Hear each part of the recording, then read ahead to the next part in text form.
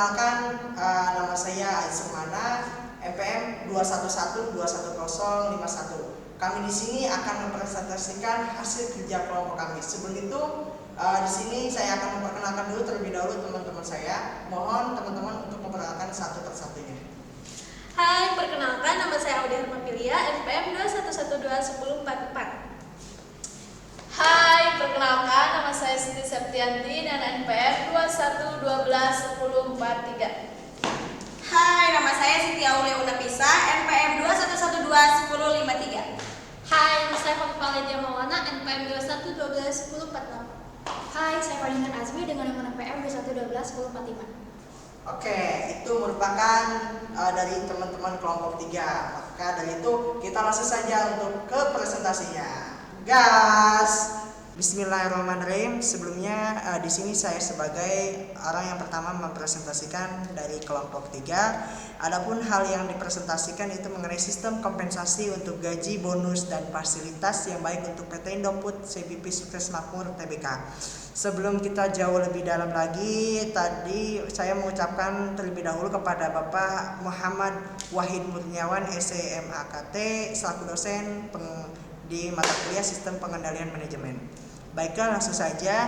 Jadi hal yang pertama yang dijelaskan yaitu mengenai apa itu pengertian dari sistem kompensasi. Jadi kompensasi merupakan pengeluaran dan biaya bagi perusahaan. Perusahaan mengharapkan agar kompensasi yang diberikan dapat memberikan imbalan berupa prestasi kerja yang lebih besar dari karyawan. Kompensasi dapat berbentuk pembayaran langsung atau tidak langsung dalam bentuk manfaat dan intensif untuk motivasi karyawan agar produktivitas kerja semakin meningkat atau semakin tinggi. Selanjutnya mengenai menjelaskan tujuan dari kompensasi. Jadi menurut Samsudin Sadili tahun 2005 menjelaskan bahwa organisasi atau instansi dalam rangka memberikan balas jasa atau kompensasi memiliki tujuan sebagai berikut. Yang pertama yaitu untuk pemenuhan kebutuhan ekonomi, yang kedua yaitu untuk meningkatkan produktivitas kerja, yang ketiga yaitu untuk memajukan organisasi atau perusahaan, yang keempat yaitu untuk menciptakan keseimbangan dan keadilan. Itu merupakan dari pengertian dan tujuan dari kompensasi. Adapun untuk selanjutnya akan dijelaskan oleh teman saya. Baiklah, langsung saja. Baik, selanjutnya itu manfaat kompensasi. Kompensasi yang diberikan kepada karyawan dapat bermanfaat sebagai berikut. Yang pertama yaitu sebagai transaksi ekonomi, dan adanya kompensasi terhadap karyawan, organisasi akan berproduksi lebih banyak dan kualitas lebih baik, sedangkan karyawan mendapatkan pendapatan untuk memenuhi kebutuhannya. Kemudian yang kedua sebagai transaksi psikologi, yaitu pekerjaan menggambarkan kontrak psikologi antara manusia dengan organisasi di mana individu menukarkan beberapa tipe perilaku yang diinginkan organisasi bagi bayaran dan sumber kepuasan lainnya. Kemudian yang ketiga sebagai transaksi sosial. Kompensasi menggambarkan transaksi sosial karena organisasi merupakan kumpulan orang dan pekerjaan merupakan sesuatu yang penting dalam hubungan antar individu dan organisasi. Kemudian yang keempat sebagai transaksi politik. Kompensasi menggambarkan transaksi politik karena menyangkut penggunaan kekuatan dan pengaruh. Kemudian yang terakhir sebagai transaksi etika, yaitu kompensasi menggambarkan transaksi etis dalam istilah kompensasi yang berkeadilan bagi orang dan pekerja. Baik, selanjutnya akan dijelaskan oleh teman saya. Jenis-jenis kompensasi. Pada dasarnya kompensasi dapat dikelompokkan ke dalam dua kelompok, yaitu kompensasi finansial dan kompensasi non-finansial. Nah, dalam kompensasi finansial juga terbagi menjadi dua, yaitu kompensasi secara langsung dan kompensasi secara tidak langsung. Kompensasi secara langsung yaitu meliputi segala macam imbalan pekerjaan yang berwujud uang, antara lain gaji, macam-macam tunjangan, THR, keagamaan, intensif, bonus, komisi pembagian laba perusahaan, opsi saham, dan pembayaran prestasi. Sedangkan kompensasi secara tidak langsung yaitu jenis kompensasi yang juga berwujud uang yang dikeluarkan perusahaan untuk tidak diberikan secara langsung kepada karyawan, melainkan melalui pihak ketiga. Misalnya perusahaan mengikut sertakan karyawan dalam program pelindungan sosial dan kesehatan. Kompensasi non-finansial dapat berupa pekerjaan dan lingkungan pekerjaan seperti ada gaji, upah, intensif, kompensasi tidak langsung atau fringe benefit,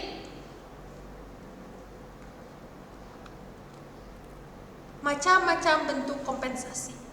Sistem kompensasi ialah suatu sistem yang terdiri dari komponen-komponen kompensasi dari mulai penentuan besaran kompensasi dan cara pemberiannya. Beberapa sistem kompensasi yang biasa digunakan adalah sebagai berikut: satu, sistem produksi; kedua, sistem waktu, yaitu ada kelemahan dari sistem waktu ini adalah sebagai berikut: mengakibatkan mengendornya semangat karyawan yang produktifnya tinggi, tidak membedakan usia, pengalaman, dan kemampuan karyawan.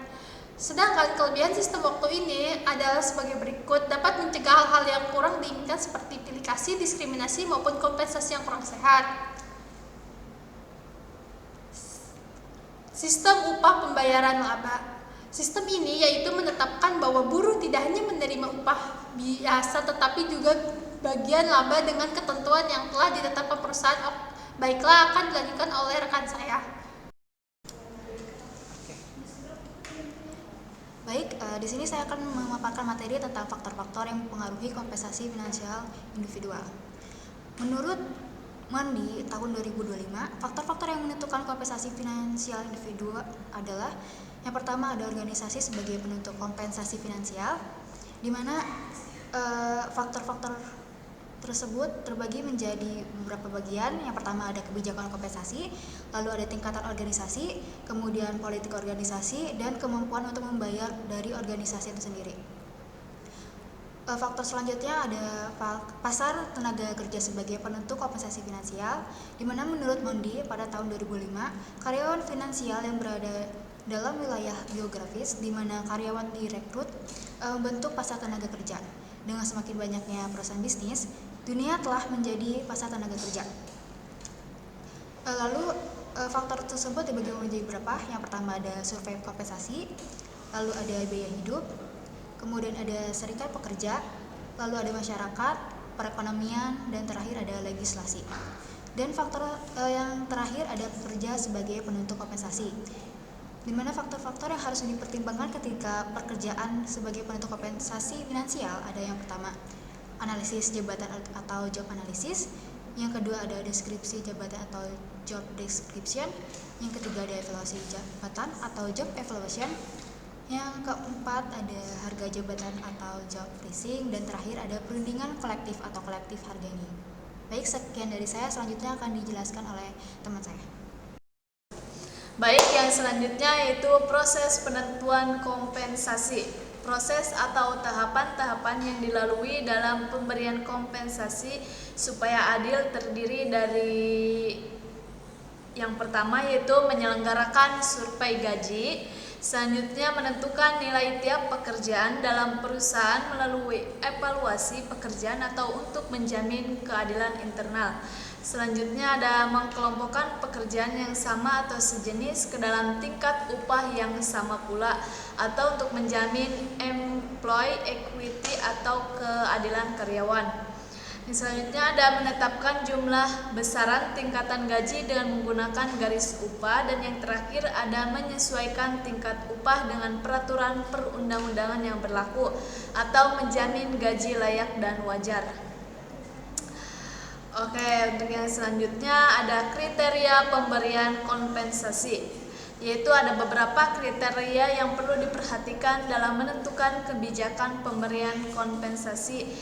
Antara lain yaitu yang pertama ada biaya hidup, yang kedua produktivitas kerja karyawan, ada skala upah atau gaji yang berlaku, kemampuan membayar upah atau gaji sebagai alat untuk menarik, mempertahankan, dan memberikan motivasi kepada karyawan. Selanjutnya ada penawaran dan permintaan tenaga kerja, serikat buruh atau organisasi karyawan, posisi jabatan karyawan, dan pendidikan dan pengalaman kerja. Selanjutnya ada metode pemberian kompensasi. Dalam pelaksanaan kompensasi memiliki metode kompensasi yang akan dilaksanakan, antara lain itu menggunakan metode tunggal dan metode jamak. Yang pertama ada metode tunggal, yaitu suatu metode yang dalam penetapan gaji pokok hanya didasarkan atas ijazah terakhir dari pendidikan formal yang dimiliki oleh karyawan. Dan yang kedua ada metode jamak, yaitu suatu metode yang dalam gaji pokok didasarkan atas beberapa pertimbangan seperti ijazah, sifat pekerjaan, pendidikan informal, bahkan hubungan keluarga ikut menentukan gaji pokok seseorang.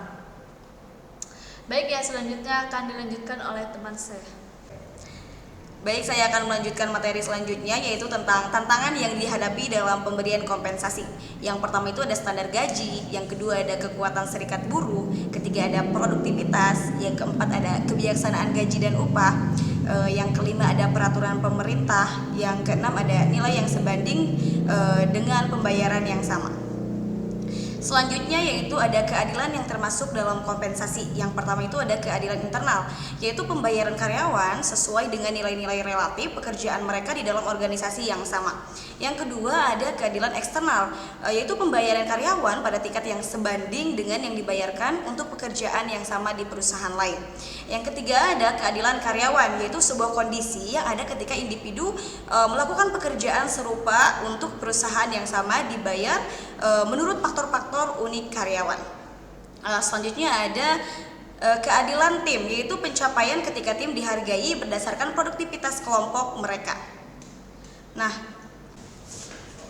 Mungkin itu merupakan dari presentasi kelompok kami. Kurang lebihnya mohon maaf. Wabillahi taufiq wal hidayah. Wassalamualaikum